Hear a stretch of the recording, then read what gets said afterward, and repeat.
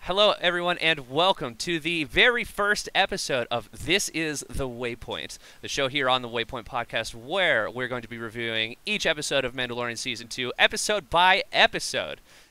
This week, we are going to be reviewing, obviously, Chapter 2, Episode 1, The Marshal. Joining me directly on my right on screen is none other than some other Josh. This is the way. Excellent. Nothing else needed. Nothing else needed. Nope. That's it. Just cut it out. It's done. Done. Up here, we have the wonderful Jordan Deeb. Our code. Such is our code. Such is our code. My bad. And new to the... I don't know, dude. I can't keep up with it anymore. I feel like it changes all the time. Yeah. And then directly above me is new to the WayPoint podcast, here to do this with us, local Star Wars nerd and good friend of the show, Sir Jim Tasty. Take that armor off. Spicy already. Hot. He said he was coming in with the hot takes, and he wasn't joking, man. He's already here for it. Now, I want to get something out of the way here, all right? Mm-hmm. I called you Jim Tasty. Your name's Bret. Yeah. I've been told you're not really a fan of the sequels. Don't you motherfucker. No. Just hold on. I'm going somewhere with this. I don't want to talk about it. Is yes or no? Do you like the sequels? In the middle, you can say. Yeah, I like them. Yeah. I only bring it up because that was Josh told me, he's like, just don't talk about the sequels around him, and yet this motherfucker comes in wearing a Rise of Skywalker shirt. You love to see it though. You love to see it. I look at the like a Star Wars movie, like Episode 9 for example, like going to the theater, the whole experience. Mm-hmm. You have a good time, eating popcorn. So yeah, I like them. Now, of course, I see that Jordan and Bret are, of course, sporting Star Wars memorabilia. I don't have a shirt on today, but I do have my wonderful The Child pants. Ooh. I can't. Let's go. They're very much pajama pants, but they have pockets. It's great and comfortable. I love that. I hate when they don't have pockets. It's the worst. It's the worst because what am I supposed to do with my phone? Right. Carry exactly. it? Exactly. Like a caveman, I have to carry my phone around without any pockets. It's ridiculous. No. So something I want to do to start this out is just give me a minute or two. It's what's your kind of history of Star Wars? Maybe give me a favorite movie. Josh, you first. History of Star Wars. I was grew up with the prequels, and so that was always my touchstone. Mm-hmm. Right, seeing 2 and 3 in the theaters, I was huge into it.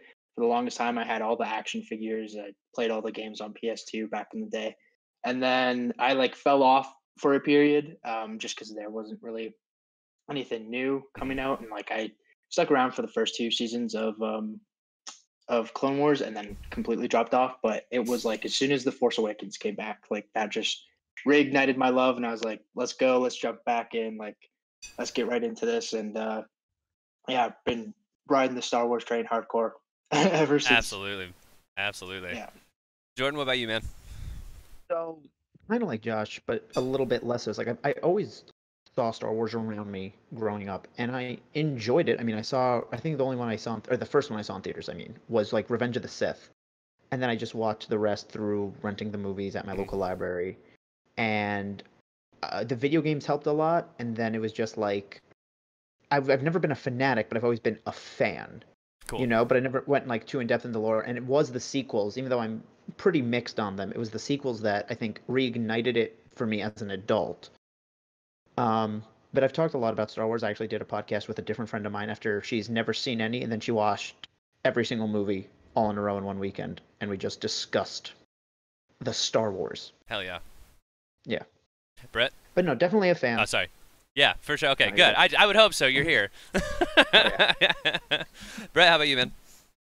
Oh, I've lived and breathed Star Wars since I've been about 4 years old with the special edition on VHS, and then seeing the prequels, each one in theaters. Going to Episode 3 midnight release when I was 12, got to skip school the next day. living and breathing the video games in the early 2000s, like KOTOR, Jedi Outcast, all those that helped, carry the torch, through that dark period from 2005 to 2015. Even though Clone Wars is out, I didn't watch Clone Wars actively when it was out or airing. So yeah, and then camping in line for episode 7 and 9 for like 5 hours because the theater I go to like doesn't do advanced seating. So yeah, I think about Star Wars every day, man. I love it. Hell yeah. It's something I just realized I forgot to do. I am today's host, Chris LePack, a.k.a. RumblePack92. Your story is very similar to my own, just as far as, like, history with Star Wars. My father in my family is a huge fan, and so that it eventually extended to my mother and then myself and then my siblings. And so, I mean, my whole family, like, lives and breathes Star Wars. Like in the 90s when they re-released the original movies before in theaters, before like leading up to the release of episode 1 was my initial experience with it, because I would have been about 4 or 5 or so.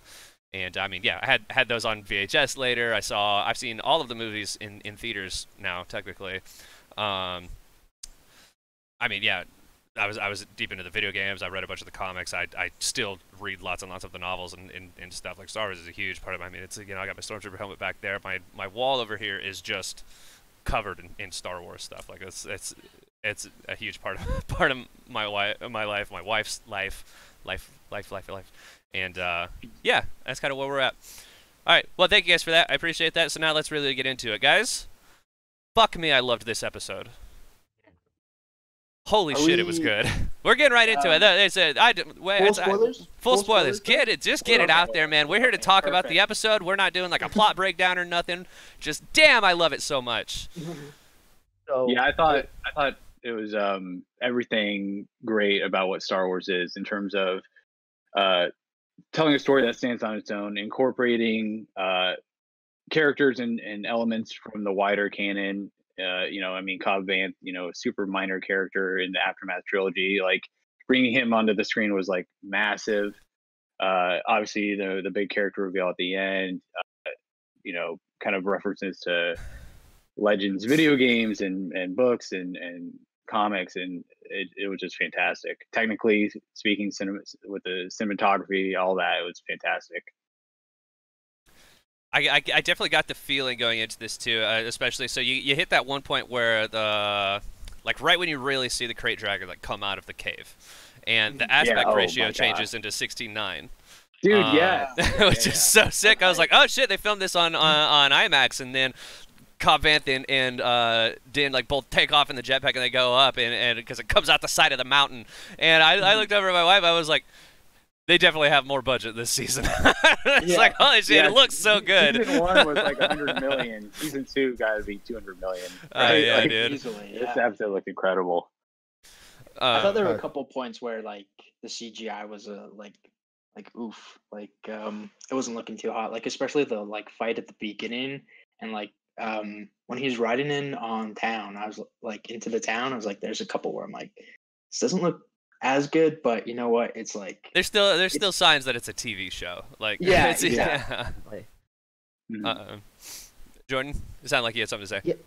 Yeah, no. So like, I remember the night before it came out, I was like talking to a friend of mine. And I was like, listen, like I loved the first season, absolutely, but I also watched the first season just this past summer, so like it's still pretty fresh in my mind. It's not a year old like people who watched it live or as they dropped, I guess.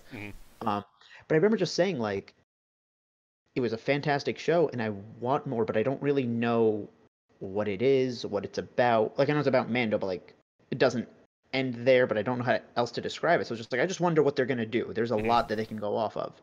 And then just the episode started, and I was like, nope, I'm fully back into this. I don't know why. Just this one just hooked me in. And then it just, it built.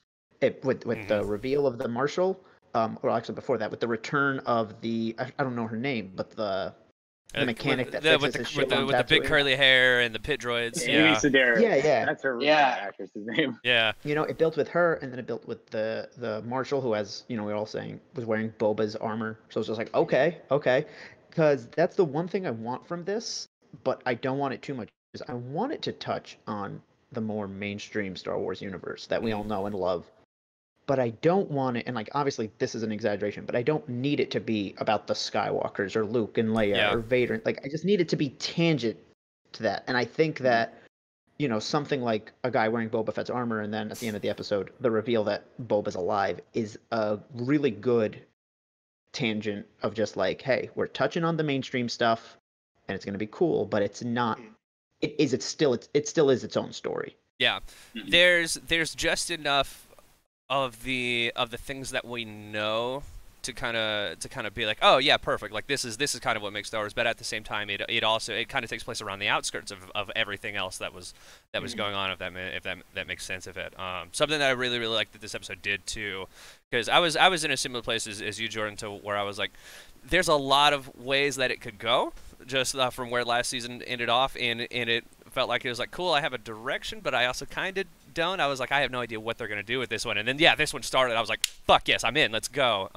Right. And they did such a great job with that opening scene with the Gamorrean fighting ring and everything, and talking to the owner there of one, really again, just reminding everybody of what this setup for this is like, hey, it's dirty, grimy, seedy, like underworld shit that's going on. Yeah. But also showing that it's like, yeah, the Mandalorian's a good guy, but he's not altruistic to the point where, I mean, you know, he ties the dude up, he blasts the lights off so the things will come and eat him. He's like, I love that. Which was a fantastic scene. But I mean, he's like, he's not a great person. Yeah, you know what I mean? It's like he works for the good reasons. Exactly. And I mean, it's like he'll come to a fair agreement with people, and he'll honor that, but don't fuck with him. Exactly. Like, yeah, it's like you do that, you're gonna die. As soon as he asks good for at Mando's reading armor. Oh yeah. No, don't talk about the armor around him. Just don't do it. Don't ask. Yeah. No. How about the soundtrack, man? Especially on the first planet, dude. Like the synthy techno vibes, like Yeah. like it's but also it does a great job of where you don't want a soundtrack to dominate, you know, the scene, but also you also want it to influence you subliminally. And I thought, like, especially at the beginning and then throughout, yeah, it was just fantastic with the soundtrack. Yeah.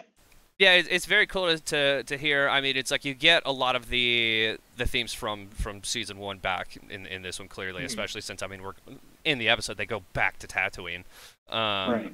But I mean, it's all remixes isn't necessarily the right word, but it is kind of remixes. He's rearranging a lot of the themes and stuff from the first one, playing with new instruments, messing with time signatures, doing all that stuff, and changing it in a way that it still feels fresh. But you're like, ah, yes, I remember this song, and it fuck me, it just sounds dope, man. Anytime you mix like 808s with an orchestra, like I'm there for it, man. That's so sick. Oh, absolutely. It's so sick. Absolutely.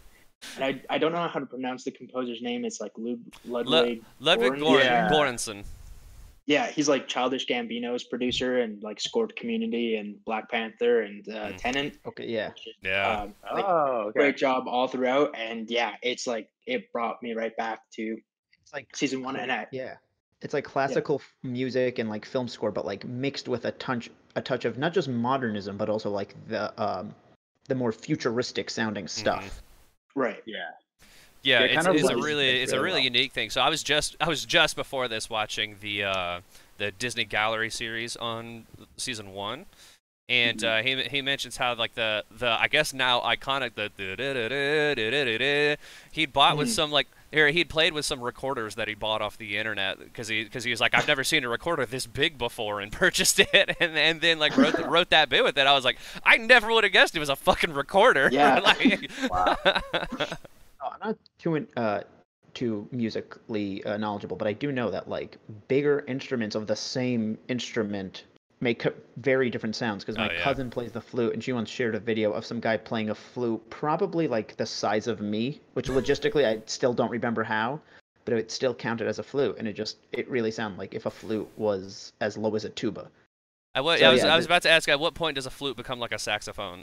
Like when it's that big and you gotta hold it out here.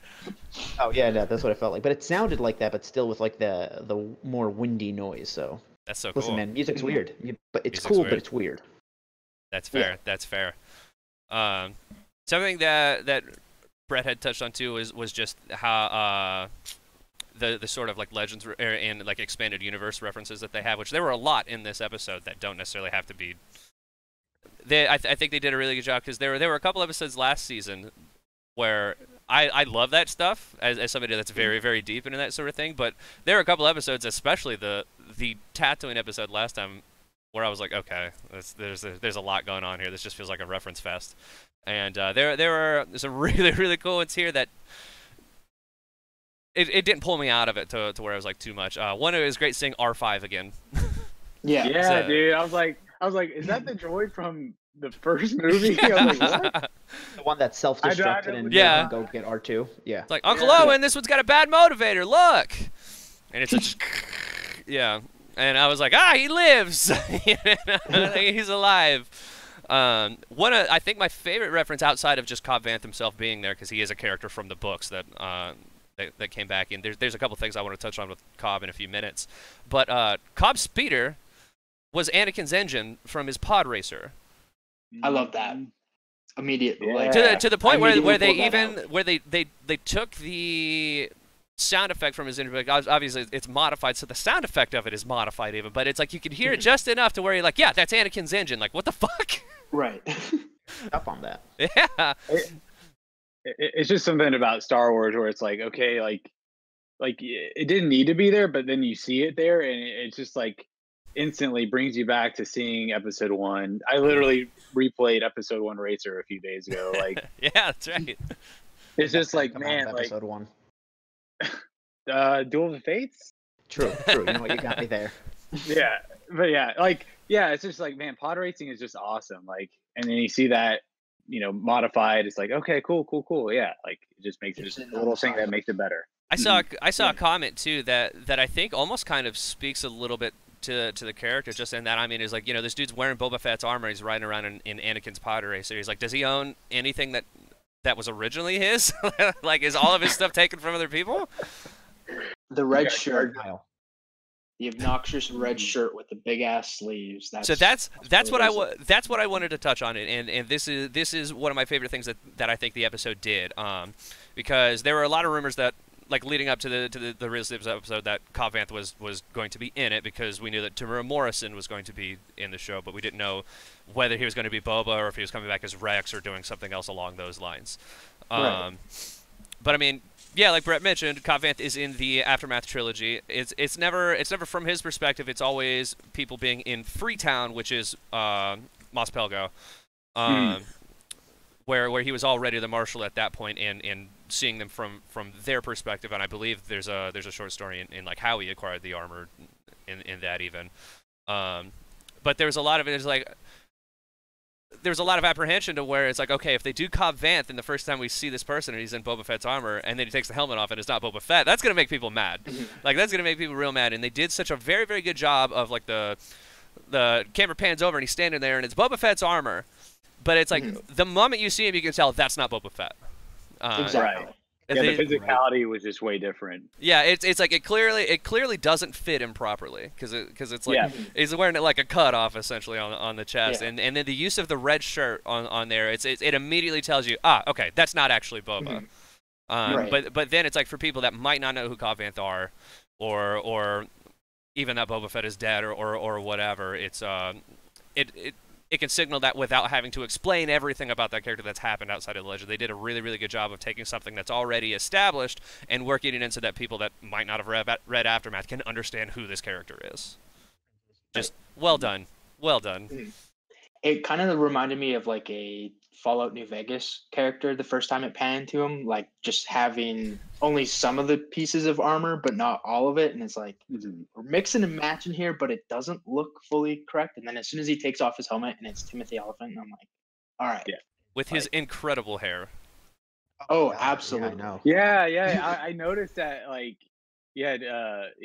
Cobb Vanth, his hair was like perfect, man. And then, in season 1, Din Djarin's hair was like all messed up. So it's like, man, like, what's he doing with his hair, and what kind of hair products is he using? I know. How does it stay that way in the helmet? He takes it off and it's just glowing. It's like, that's his superpower. It's just the charm. Here, so I love Timothy Oliphant as Cobb Vanth. I really hope he's in the season later, or they bring it back for season 3 or something. Like I want to see more Cobb Vanth. Right. Vanth refrigeration. I think they could definitely follow the same blueprint where in season 1, you know, you meet Cara Dune, you meet, you know, all the people that end up teaming up with him at the end. So I could totally see Cobb Vanth coming back at the end of this at the end of season 2 for sure. Yeah, that'd be very cool. So something else I want to talk about is as far as just kind of expanded universe stuff touched on was the Crate Dragon itself, which is in a lot of expanded universe material, and so it was weird to see one that didn't have legs. Yeah, it came out, and apparently I missed the first time that they called it a Crate Dragon because they started talking about there's the scene where they're all at the camp and they keep saying the dragon. I looked over at my wife. I was like, is it a Crate Dragon? And she's like, yeah, that's what they said. And I went, oh, okay, I didn't hear that. I thought it was an Alaskan bullworm. Like, SpongeBob. Yeah, what? It's my favorite summarization I've seen of the episode so far is like, why don't we just take Mos Pelgo and push it somewhere else? See, as someone who's not too familiar with that creature, because I don't know too much of Star Wars lore outside, you know, the main movies. At first, I thought that I didn't know that the Sarlacc pit could move, and that was the Sarlacc pit. And then they mentioned it. I was like, okay. And then they just kept referring to it as the dragon or the Crate Dragon, but I felt like I heard them wrong. I was like, oh, they're calling it the Great Dragon. Like it was a legend or something. And then after like some Googling, I was like, oh no, okay, this is like a thing. It's a creature. But they do a good job of making it make sense for people like you, Chris, who I think are more familiar with in-depth lore, and then people like me, who, like, I have a base level knowledge of Star Wars and everything, and like it still works for me. I know that this is a creature. They need to take care of it. That's more than enough for the audience to know what the objective is. Is the beauty of Star Wars really is that everything on screen ever has a ridiculously long backstory. Oh yeah. Oh yeah. Can't wait for the Crate Dragon action figure, the big play set. It's just, oh dude. Crate Dragon, you know man. it's coming. I can make Yeah, a $300 Lego set. yeah, they get $1,000 Lego set. I can do a real mean Crate Dragon balloon animal. Yeah, and like going back to the Crate Dragon, like it's not a direct KOTOR like ripoff, but it's literally the same setup with the giant cave with the Crate Dragon being inside of it, setting up kind of bombs to lure it outside. Yeah. I was like, oh dude, this is just like KOTOR, man. A yeah, little bit different, obviously. But... Yeah, I was about to say, and I mean, even to the point where, so for background, in the Knights of the Republic video game, there's a mission where you can hunt down a Crate Dragon. And from what I understand too, it's there are kind of different like subspecies of Crate Dragons. So the one that appears in the video game is different than the one in the show. It's actually got legs and it walks out, and it was much younger, is my understanding of it. Just for all you lore nerds that are like, it's not the same. It is the same. Northern Tatooine, and then you have the Southern Tatooine, you know? Yeah, exactly. It's too completely. Very good. Yeah. But the whole setup to that mission is you have to go get some explosives, and then you have to find like bantha fodder to lure banthas out, so that way it'll come out and want to eat a bantha. And I was like, so they start putting explosives in the ground, and then they peg this bantha into the ground, and they're like, all right, come out. I was like, it's just like the game. And then even further past that is in the game, after you kill the Crate Dragon, you get a Crate Dragon pearl. And there's a scene at the end of the show where you see the Tuscans pull it out, and they're like, aha, we have the pearl. And I went, no fucking way. I was like, oh my god. Everything. Yeah, they really did. The difference there, of course, being like an older dragon is a really, like, he's holding it up with two hands like this, pulling it up like the weird orb at the end of episode 1. Peace. Whereas in the in the game, it's like that big because you can put it in your lightsaber. Yep. Oh, interesting. Like what, +6 attack power or something? It's pretty good actually. Oh yeah, you want that. You want that pearl. Do that mission if you played Knights of the Republic ever. Will do. even the Crate Dragon scream was like exactly like Obi-Wan in episode 4. I want to say it wasn't like exactly the same. It felt like an amalgamation of like the 3 different versions George Lucas used. In, yeah, like, the 3 it sounded more like the one that they used in like the most recent like Blu-ray cut. Yeah. I think I read something about how this like confirms a theory about what noise he made. Yeah. Yeah, everyone was always kind of wondering, and then I don't actually know where the source of it came from, but I mean, yeah, you're right. Where somebody was like, oh yeah, he scares them off using a crate dragon sound, and I was like, wait, he fucking does? And yeah, I guess they took and modified that sound effect for the show, and I'm like, cool, that's awesome. Like you love to see it. Like they're doing a great job of tying stuff together like that. Something else I also wanted to point out too, just. No, it's not like a Legends like wow, look at this thing with this crazy backstory. It's just an appreciation for the way that they're building out the Tusken Raiders. Yes, absolutely. All of the conversations with them, like kind of learning a bit more about their culture, like learning that they use like sign language and voice at the same time was very, very cool. I think I'd seen something about one of the extras that played the Tusken Raiders, like brought up the idea because it was a deaf actor. Yeah, they did that for season 1. The actor they hired for season 1 was deaf, and so they incorporated sign language into his acting, along with adding it to the Tusken Raider lore. And yeah, just like you watch the Star Wars movies, even as a kid, you watch episode 40, and you know that the Tusken Raiders aren't like mindless creatures.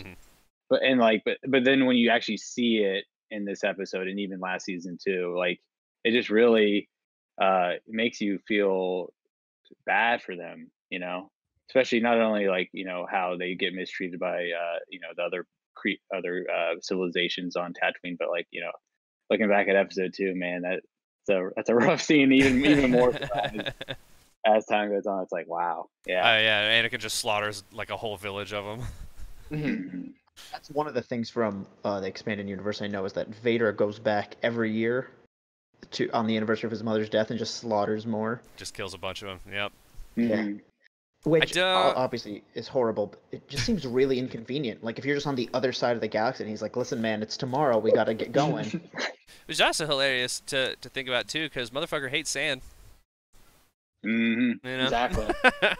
Probably gets it in his Vader boots now. In his Vader boots. Yeah, he's mechanical now, man. That's a no-no now. Yeah. So something that's not necessarily like confined to this episode, but this is just something that I really love about Star Wars. Is you get that scene when Cobb Vanth comes into the bar, and he walks up to the Weequay bartender. He's like, Weequay, I need 2 spotches of Scotchna, and I was like, what the fuck is a spotch? And he pulls out like little glasses, and I'm like, why does Star Wars have a stupid name for fucking everything? Like you could say, just give me 2 glasses of whatever. And he's like, no, 2 spotches. And I'm like, oh my god. But something I found out about that drink though is that do y'all remember the episode with the ATST walker from season 1? Yeah, episode 4. Yeah. And I want to make sure that I got that name right. I don't think I did. I think it was called Spotchka. Spotchka. Thank you. Spotchka is what those villagers make. Yeah, it's made from the blue like krill that were in all those little ponds. Yeah. And I think in the bar that they're in on that planet, yeah, they order a bunch for him and Kara. Right. Yeah, that sounds right. Yeah. And it's just one of those things where I'm like, cool, love it. Yeah. Another thing I remembered from that episode is I was watching this one, and he gets the town to come help kill the Great Dragon. And I think I texted my friend, I was like, Mando will not stop until every village is trained in how to use a gun. Because like this is the second time now that he just went to this village of random people and was like, you're all going to learn how to shoot, you're all going to learn how to fight, and we're going to kill something way bigger than us. Yeah. You're not wrong. Which fantastic scene though too, to where Cobb turns to him and he's like, "What did you say?" He's like, "Oh, I volunteered your village." Yeah, like we're all you're fighting. You're in this. Big shout out though too. I think this is like the most clearly like spaghetti western episode of Mandalorian so far. Yeah. Which is just a format that I think works so well for this show. You kind of got the mix of the lone wolf and cub and the lone gunslinger kind of thing going on for it, and it works, man. It works. Yeah. Even Mando, when he's walking into the bar, like he starts to sound like he has is it spangles on the back of the boots or whatever? Spurs. Those things are called? Spurs. Yeah. Spurs. Yeah. Like he's starting to sound like he has spurs when he's So walking. that's- Like you can hear the like clicks and the clacks, and it's like, damn, That's really- we're just getting more Western as we go. That's something very, very important though too, because in the Tatooine episode from season 1, after like Mando, because you get the shot of that body and you hear the spurs walk up to the body, and somebody, I remember I was on a Reddit thread after that episode came out, and somebody was like, there's only one person like so far in Star Wars that has like a spur sound effect when walking, and that was Boba Fett. And so I was like, Interesting. wait, for real? And so I went back and watched Empire Strikes Back, and yeah, he's got the spur sound effect when he's walking, and so that was what kind of started the spark for a lot of people. Was like, oh shit, Boba Fett might actually be in the Mandalorian. Of course, now he is, and I'm sure we'll talk about that in a minute because I'm losing my mind over it. But so now at this point, we know Boba Fett had it, and he did have it at the end of the episode too when he turns around, like he still have it even without all the armor and stuff on. But Cobb Vanth had it as well, and so it's all kind of people that essentially have worn or wear that Mandalorian armor like get that sound effect, and it's a really, really cool like audio thing that they do where your brain picks up on that, and you might not even realize like that's kind of what's happening there. But also, yeah, it does make it hella Western when you get the shot of the entrance to a bar, and he's silhouetted out in the front, and you just hear the spurs jangling as he's walking in, and like, fuck, I love it. Yeah. Okay, so let's talk about the big one then. Boba Fett's back. My boy is alive. He lives. And he looks pissed because he ain't got no eyebrows. So that was my Yeah. thing. Is I realized what they were doing right away, but I went, is that Boba Fett? Because one of the fun tidbits about Star Wars that I do know is that his name slips me. Tamura Morrison. Tamura Morrison. Yeah. Tamura Morrison. Yeah. I know that since he's played Jango, he has been really cool with just reusing his voice. I know he's in Clone Wars. I know he's done sound effects for a bunch of the games that a clone will appear in. I just didn't keep up with how he's aged. So I saw him and I went, that's not that dude. So to me, that's not Boba Fett. That's fair. And we also, technically, the only time we see Boba Fett without his helmet is in Episode 2 when he's a kid. Yeah. Like, past that, every I other know that Boba Fett appearance, was yeah. supposed to be a clone of Jango Fett, so I at least had an idea, but I haven't kept up with how he's aged, and he doesn't look bad by any means. No, he but looks to good me, for his age. Oh, that's too different. And I mean, he clearly had his hair all burned off from the Sarlacc. stomach acid of the Sarlacc, yeah. Yeah. But I mean, he had the gaffy stick and the rifle and everything. It's like, motherfucker looks cool, dude. Yeah, He it looks does. so cool. So something I'm interested in seeing, and I want you guys' thoughts on this is, like Din Djarin, the Mandalorian himself is obviously he's very like into the whole Mandalorian thing, and it's my understanding that the new canon is that Jango Fett himself was not a Mandalorian.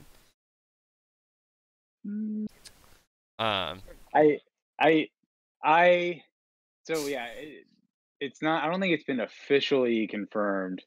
All I know is Olmec in the Clone Wars makes an offhand comment that Jango wasn't a Mandalorian, and the way I interpret that is because he's like a shady dude and he's very arrogant with Mandalorian culture, especially with how he governed Mandalore. Was that he was ashamed of Jango? So I hope Jango and extended to Boba that they're Mandalorians. Now, and it's I think it's open enough to where it's like technically he said he wasn't a Mandalorian, but it could be interpreted like you said as just kind of it's like, well, he went off to go be a bounty hunter and we aren't about that because he would have done Owned him. Yeah, it because I mean he would have gone and done that at a time where the Mandalorians were peacekeepers. It's like they were very peaceful people. And they probably would have looked down on somebody that killed for hire, you know. But I am interested in seeing how Din Djarin acts around Boba Fett when I think they inevitably meet. They have to now that he's in, right? I don't think they'll be antagonists. I think they'll actually work together because they have no reason to fight. I want to see him fight though. That would be cool. Just for like a second, because they're both super badass. The way they showed like his face and like walking off, I had a feeling that he's definitely going to become, if maybe not permanently, but he's definitely going to have some sort of conflict. It's not going to be where we're befriending him, at least not right away. Yeah. Because he looks like he's out for blood. Yeah. Well, I mean, it's like so. The Mandalorian takes place, I believe, 5 years after the end of Return of the Jedi. And so within that 5 years, dude had to crawl out of an alien's pit, gets all burned up. His armor's gone. He's probably spent this 5 years looking for his damn armor, and he's like, "Aha! I found it. There it goes." As Boba Fett drives away, or as Din Djarin drives away with this armor. Yeah, it almost looked like he was wearing some sort of like Tusken outfit, and he had some sort of Tusken like stick too. So he had both the Tusken Gaffy stick and one of their rifles. I'm almost like, what if he was in disguise as a Tusken Raider the whole time? Like, what if he's in that episode? Oh, yeah. Like, We gotta. is that supposed to be the Tusken Raider's face, or is that like a mask type of thing? That's a mask. It's a mask. Yeah. Yeah, it's a mask. I don't know that we really know what a Tusken Raider looks What like. they look like, yeah. Yeah, I don't think we do. I know there was that Legends character who like he was a Jedi and then turns into a Sith or whatever, the one Sith or whatever. Yeah, there was a Tusken Raider Jedi that follows the dark side for a while. It got really dumb, but it was also cool. That sounds kind of cool. Legends. That's Legends as a whole. It's like the concept's really cool. Execution, not so much. That's what I've heard. Yeah. Oh shit! There was one more thing that I wanted to get into, and now I've completely forgotten it because I started talking about Tusken Raiders. How about Tusken Raider podcast. I know, right? Like I know it wasn't Boba, but just seeing that Boba Fett armor actually fly around and do cool stuff, like I love Boba Fett. He kind of goes out like a punk in the movie, obviously. 100%. He just stands around, looks cool, but actually seeing that armor fly around, seeing Din Djarin as well together, like that's like I've wanted that, like live action, like jetpack action in Star Wars. Right. Oh yeah. It's the Mandalorian as a whole has been a lot of sort of like childhood wish fulfillment in that one of the things I said after I watched the 3rd episode in season 1 where he's breaking the child out, all the other Mandalorians come in and there's a big fight in the city, and I was just like, this show is just like the shit that I would do with my action figures as a kid. I was like, that's what this show is, and it's like they keep hitting those notes for me every single time without making it seem too like cheesy is not necessarily the word, because there's a bit of cheese in you gotta have a little bit of cheese in Star Wars, I feel like, for it to be Star Wars. But it doesn't feel like it's trying to nostalgia bait too hard, with a couple of exceptions. But I think they do a really good job of somehow hitting that experience of like, this is exactly what I want from Star Wars. You know what I mean? Mm-hmm. That first part where you said, like, you know, it's all your childhood things. I was talking to the same friend I mentioned in the beginning that she never really watched Star Wars and then watched them all at once and got into it.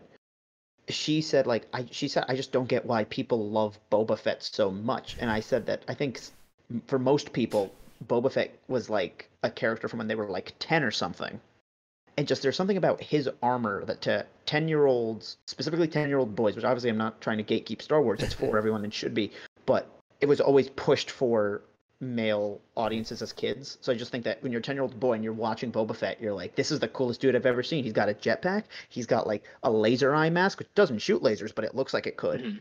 It's just one of those things where I just think that he was the cool guy. So now people just want more of him. Yeah, yeah, 100%. Growing up is realizing that it's like, oh, Boba's kind of a bitch. Yeah, both Boba and Jango. Whoa. No, I agree with that. I agree with that, actually. I'd always joke with my friends about how Jango actually is cooler because he actually does more in his movie versus Boba. But you gotta remember, his was cleaner, sleeker. Yeah. But you gotta remember with Boba, what, 1980 to what, 2002 really, when you see Jango, like there's like that's what, like 32 years of Boba, like everyone, you know, being fascinated by, you know, those like little lines Boba says, or, you know, when he's walking with you know, Han Solo and he does that quick look, and then, you know, he does the gun pull out real quick, and like that's just 30 years of marinating on those like little quick cool moments. And so I think that's probably a big reason why Boba Fett has developed such a fan base. And then I mean the armor is iconic, like like it's just absolutely so like cool. big time. Yeah. I think we're hitting about time for this week. But boys, thank you guys so much for coming on to talk about season 2. What I want to do to wrap up is, do y'all want to give these like rankings as we go, or how do y'all want to do it? We didn't talk about this beforehand, and I should have. Same thing. Yeah. Like in terms of the 9 chapters. Cool. Yeah. Okay. Oh, in terms of all 9. Interesting. Okay. Well, here's what we'll do is once we end season 2. Let's rank everything together, and then as we go through this for now, we'll just rank season 2, and then once we get to the end of it, we'll do a ranking of all of the episodes. Yeah. Sounds good. Yeah. Good shit. All right. So, chapter 2, episode 1, top of my ranking. I don't know about you guys. You know, it's at the bottom of mine. Quick tangent. I love how it was titled Chapter 9. Yeah. As it's like a part of a whole, like, you know what I mean? It's not like it's not chapter 1 of season 2. It's part of that. There's a whole, story that they're telling. So I did pick up on that. Because literally they like, sorry, I'll be real quick, but like, do you think? Literally in the trailer that they showed like a week ago, like we saw like 90% of that trailer in this episode alone. So we really have no idea what's going to be in the next couple episodes. And then a lot of that trailer was from that opening scene. Yeah, exactly. And then seeing, as you booted up the episode, seeing chapter 9, like you're like, okay, so it's not segmented by season. It's a story at the end of the day. Yeah. Yeah, it definitely like kind of gives that vibe. It's like, hey, there's a very clear direction that's going on here, and it's all one thing. It hasn't been chopped up and then they're working on it, which is cool. I like that a ton. As for me, I'm in a number rankings for this sort of thing. 10 out of 10 for me, boys. I love this episode. This might be my favorite one of the whole show so far. No, I'm with you that I can't think of. One just had so many good moments that even like the low points just still added to them. Where I feel like, and I can't even think of an example off the top of my head, but even like the lowest. Because there's no low points. It's great. No, but I mean like even in other episodes where it's like they weren't that great of an episode, or they were the more mixed ones. The low points there, like. Again, I can't think of an example, but they happened and they were fine. But like this one, just the whole thing just made me feel good. Yeah, I agree. Yeah. Even comparing this episode to any moment in season 1, it just felt way more expansive in terms of the quality of the cinematography, the action, the visuals. It just felt like a whole step above, and so I'm really excited to see where this season's going to go. Yeah, I think. Kind of, and it's clear they've done season 1 now where they were working with a lot of experimental new technology and that sort of thing. It's like now we're at a point where it's like, hey, we know what we're doing at this point. It's like we've worked with this technology, we know where the story's going, and I think the overall quality of the show is only going to go up from here. Like, yeah. I also think they're better. They're now finding their stride as a show. Not that they were lost at all in the first season. I just think that now they know what they're. And we don't know what's going on in their heads, but I just think that in terms of not even story, but just straight up the production and like what they want the show to be in terms of like its vibe, they have it down. I agree totally. Well, let's go ahead and finish it. Thank you guys again for coming on. Bret, where we can find you? You can find me at twitch.tv/JimTasty. It's a very chill vibe. Yeah, almost to 700, and just hanging out, gaming. So yeah, come on by. Heck yeah, Jordan. You can find me on Twitter at Jordan_Deeb and on OnlyFans at NoArmorBoba. I was like, what, for real? It took you a second, yeah. Yeah, it is in my brain. It was like, what? Josh? You can find me everywhere at some other Josh. Everywhere. He's all over the place. Everywhere. He is Yep. inevitable. And I, as I said entirely too late in this episode, am Chris RumblePack92. You can find me on twitch.tv/RumblePack92, where I frequently play games with that goober over there. And I'm also on Twitter at the same username, and on YouTube at just RumblePack. Of course, this is the Waypoint. Go watch the rest of our stuff. We're doing a ranking of the PlayStation Plus collection right now. We're also just got a kind of general podcast. The first episode is up there at the WayPoint Podcast on YouTube.com. Thank you guys again. Have a good one. This is the way. Bye.